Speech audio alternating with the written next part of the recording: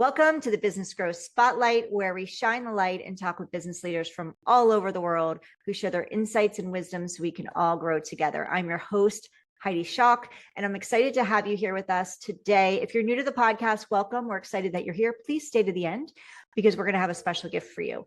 But without further ado, I want to introduce my guest, Arman Eshraghi with Qrvey. So welcome, Arman, to the podcast. Thank you very much for having me. My pleasure. I'm excited to dive into this conversation. So Arman, can you kick us off and let us know a little bit about you, basically who you are, Qrvey, and your role within it? Sure. So I'm founding CEO at Qrvey, and I'm a serial entrepreneur. This is my fourth company. And I would say that Qrvey is really embedded analytics and AI for SaaS. And when I say SaaS, I mean multi-tenancy. That's our expertise. And when SaaS applications and products would like to add analytic layer on top of their applications and product to enrich their product from data and analytic perspective for their end users and provide them self-service capabilities and other capabilities, hundreds of functionalities added to their products on that front, then we are a player in that case. And the question normally for SaaS companies is how to really improve those capabilities. And of course, embedded is one of those options that they can purchase a product like Qrvey with a lot of functionalities out of the box and just add it to their product. So why, can you share with us, why is embedded analytics becoming a must-have for SaaS companies, and what's the business case behind integrating it early? Sure. So the options actually are either buy it or build it. Okay. And normally building it takes years, and it requires a massive amount of investment. Additionally, I would say that it may not be even their core competency, meaning that it distracts them. If I'm a SaaS company focused on HR management or healthcare or any other domain, and then I wanted to get into analytic world and build a world-class functionality for my application that takes me millions of dollars of investment every year on R&D and also takes me years to build it, it's almost like running two companies at the same time. The better approach would be for them to go and just purchase an embedded analytics that really understands multi-tenancy and understands SaaS, and then they infuse it into their own product. So how does Qrvey's all-in-one platform approach help product teams deliver faster insights and more value to their customers? Yeah, it's all about really, having something that is well designed for that particular use case, right? So when you are something that you wanted to really serve multiple things, you may not be optimized about really offering the best in aspect of saving time and money. But in our case, we are super optimized for SaaS and multi-tenancy, and that allows us to really look at everything from data collection, from data transformation, from analytics and visual analytics, from exporting perspective, from automation perspective, from AI perspective. We all look at it from a SaaS company, from multi-tenancy perspective. And so we are so optimized, and it covers all the layers that the integration is not, in our case, it's not difficult. It's easy. Normally, the difficult part would be to purchase different components and then integrating them all into one system. And that normally takes a long time, and it may go wrong very easily. In our case, we provide them A to Z, everything into one layer that is seamlessly kind of working with each other, and is easy to integrate and embed into their product.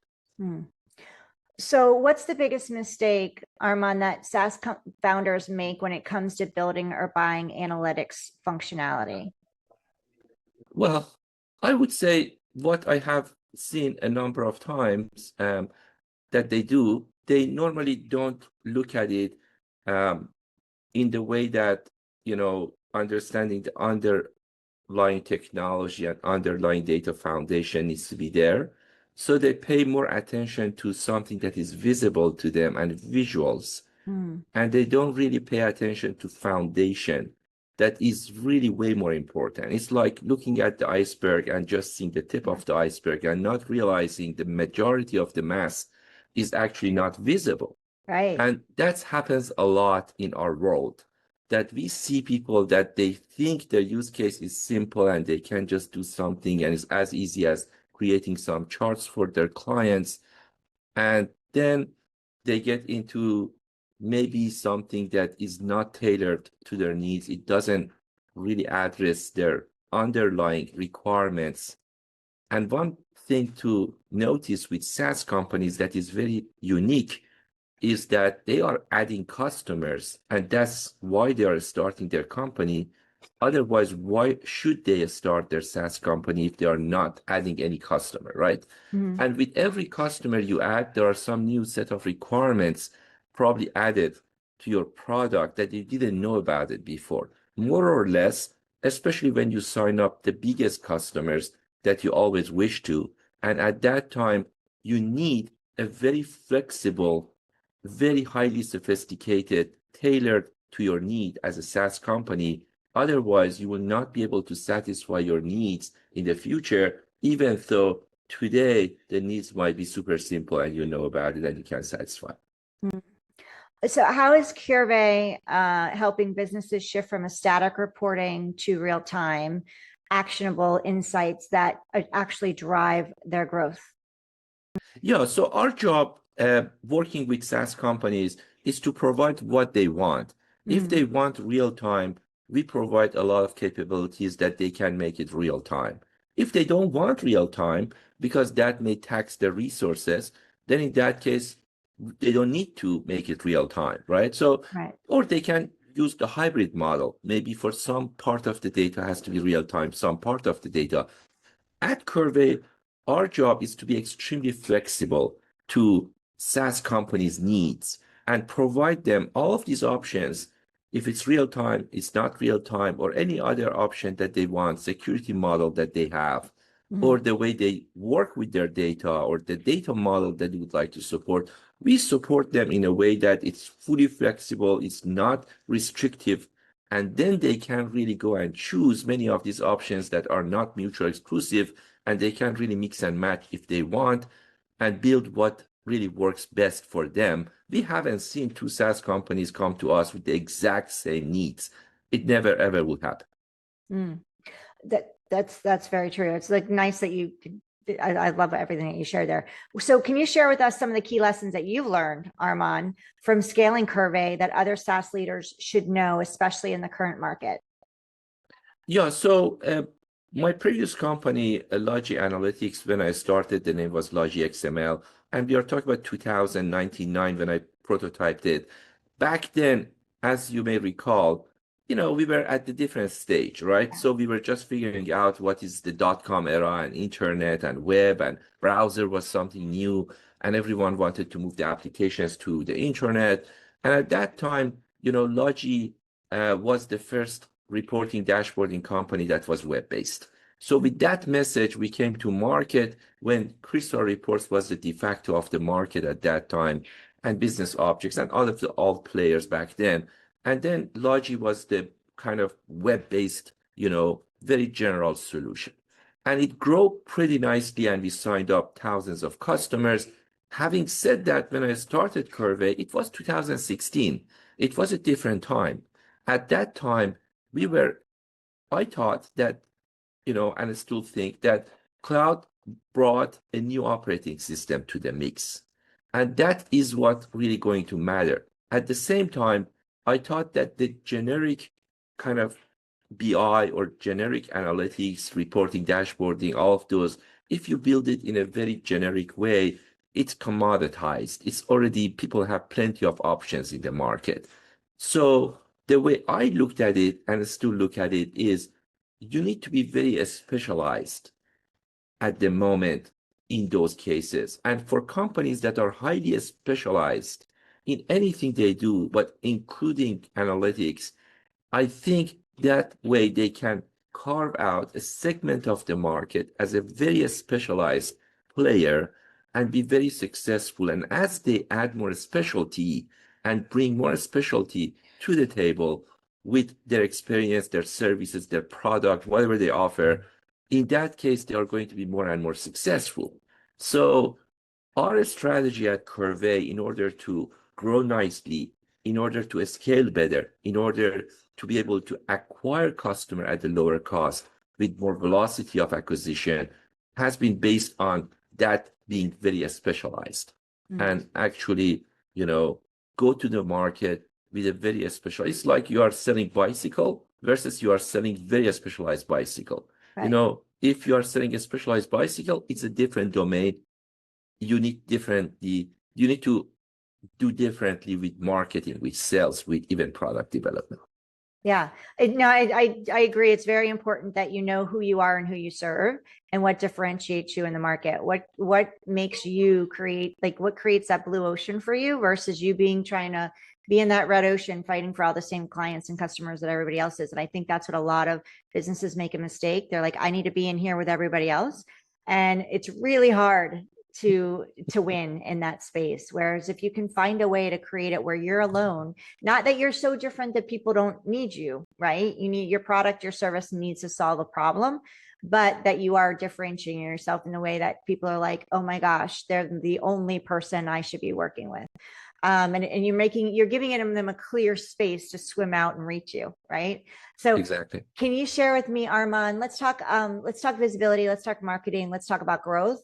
What are some that you are an entrepreneur. You've been there, done this multiple times. So you have a lot of experience behind you. What are some of the things, maybe specifically for Qrvey, but also what have you done that has worked for you? And what maybe has shifted? What have you seen worked years ago and it just doesn't work anymore when it comes to marketing?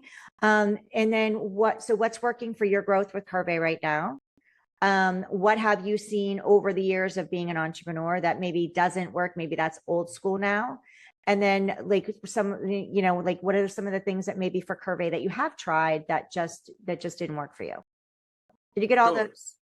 I threw all that Sure. question. Yeah, the principle actually hasn't changed. The principle is depending on who you wanted to reach to and who is the audience. Right. You need to really have the right messaging and positioning for them. And the more they have to think to understand what you do, the less chance of success you have.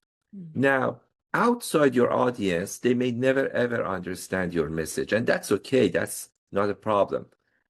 Because in that case, they are not your customers.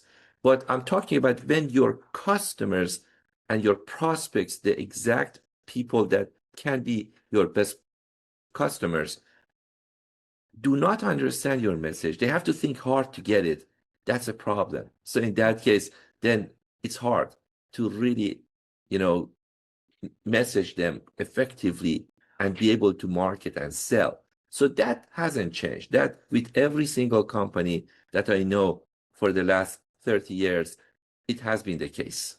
Now, what has changed is now, internet came and it changed many things. You didn't need to print. You didn't need to really go there and distribute your ad in different magazines.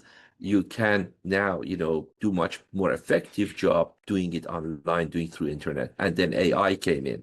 And now you can leverage AI in order to really even make it faster and more effective, more personalized. And just by using AI, you can really now do a 10x more effective job if you do it right.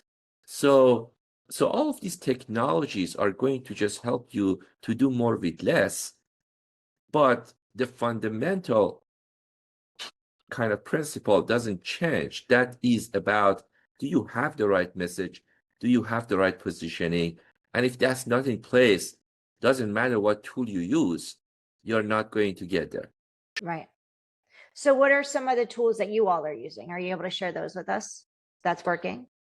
I would love to, but honestly, the person that can do it is really our marketing folks. Oh, yeah. So I don't want to really just tell you something that they tell me, oh, we are not using that tool anymore. That was 6 months ago. Right. I know it's very dynamic market. I know that they are really, really changing things when they get good result, not good result. And it's very, I would tell you, it's amazingly rich marketplace, meaning the marketing part on the MarTech. You have so many tools, so many services that is amazing. It's just a specialty for itself to know what kind of tools you should use. Definitely we use the usual suspects like, HubSpot and, other things that everybody uses. We use, definitely have organic as on top of our channels that we work hard to create quality content. Content marketing in general is huge for us. Yeah. Because as a very specialized vendor, you need to educate market more than you need to advertise, right? So when people come to you, you need to be able to educate them that why, this bicycle is more expensive, but better for you. Because what does it mean that, the body is very light and is 100% titanium? Why should I care about it? Because that costs me more.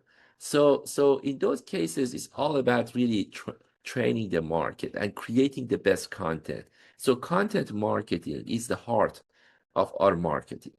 And that's the best kind of leads come for us because they have seen us providing content in a conference, providing content in a webinar, providing content as a white paper, providing content as a blog post, providing content on social media. It's all about, for us, it's all about really creating the best content we can and then distribute it through the network for the audience that we would like to, target. Thank you for sharing all that.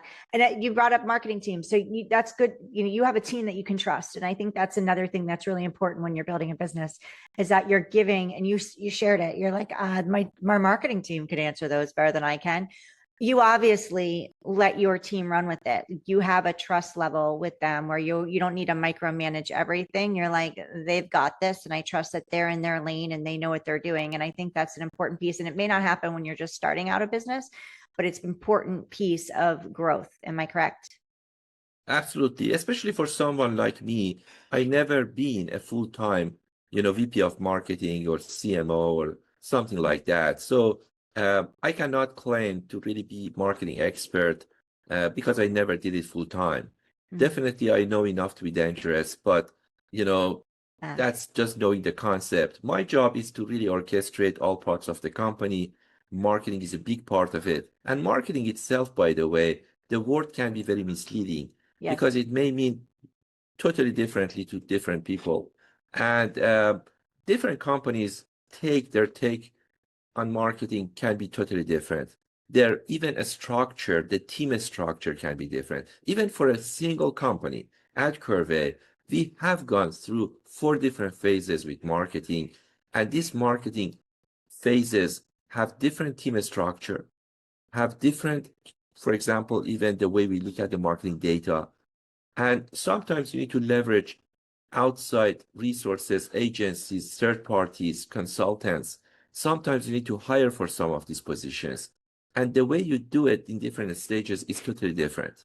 For one stage of the company, maybe it's better to have that person as a full-time person for that function. For a different stage, not really, because you need to really augment all of these. And it's about 10, 20 different things you wanted to cover, but none of those by itself, none of those functions by itself can occupy someone full-time. And if you get someone that's jack of all trades, you may not get the best quality service out of one person who wants to tackle 10 different things, and really the expertise is not. So tell us what's next. Like what are your big goals for the next 12 months? What's next for Qrvey? Yeah, so as you can imagine, when you get into building very specialized product for a very sophisticated kind of market and also very complex product, as complex as data, analytics, AI, and building all of that for SaaS companies that, as I told you before, I have seen 2 SaaS companies come to us with the same kind of requirement. then it takes a lot of time. It takes a lot of money, a lot of time to really do the R&D and build the product.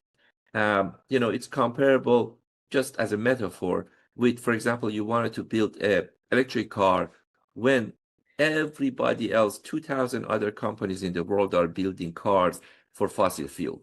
Of course, if you wanted to build a fossil fuel car, you could just build it much faster because the knowledge is there, the experience is there. But if you wanted to build it with a totally different kind of technology, nobody knows it. And it's very specialized. And you have to really go and just investigate, and you have to explore a lot of options, even sometimes try and fail.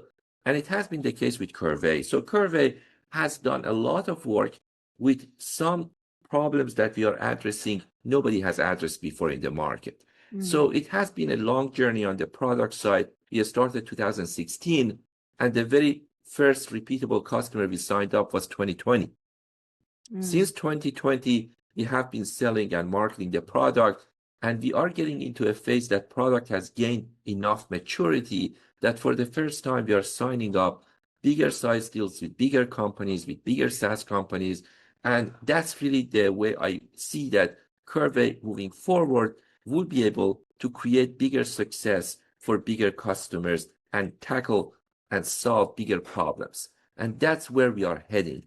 Not just, solve a small problem, but solving bigger problems that never could be solved before. And that would be the real value that Qrvey can bring to the table.